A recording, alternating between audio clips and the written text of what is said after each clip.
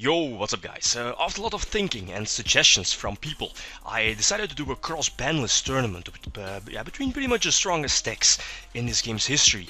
Ever since I decided to do these cross-banlist duels with decks from different formats paired up against each other, I didn't think it was going to be popular. I mean, for me it's very nostalgic, because I've been playing this game ever since 2004, I believe.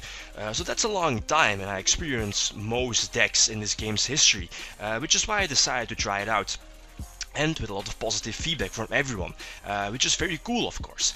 Especially also from the people who recently started playing the game and didn't know why a certain card was banned. So after a lot of thinking, I decided to have a tournament between 16 decks from this game's history.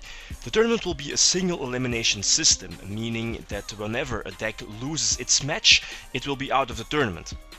Each match will be the best out of 5, so the deck needs 3 wins to go on to the next round and no side deck.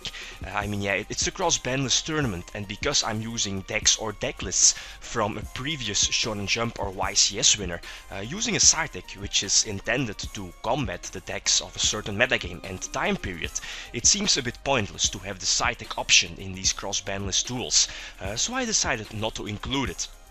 Now, to pick the 16 decks for this tournament, I want to try to involve the community. If you want, you can leave your own top 5 decks, so your own top 5 picks you want to see in the tournament, but there's something that I ask you to keep in mind. We know that the game has had a lot of FTKs, loops or decks that were not fun to play against.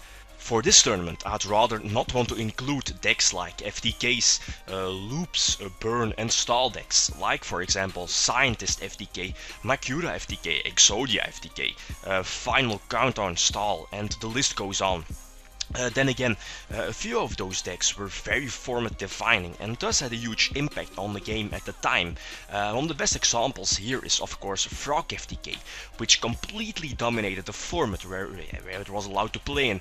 I think it won our own European Championship and also the World Championship in the same year, if I'm not mistaken.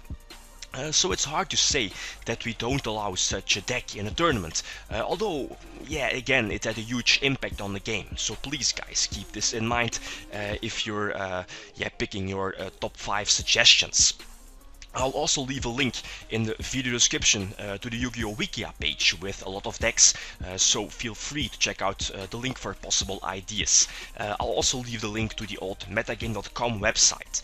Also, for picking a certain decklist, I think it's best to pick a decklist from a previous Shonen Jump or YCS winner, or a top decklist. This way, I think we have the best possible way to feature a certain deck or archetype, and that we know that the list was the best and strongest way to run a certain archetype back then.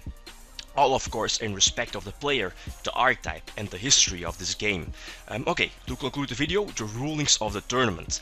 So 16 decks will be paired up against each other at random.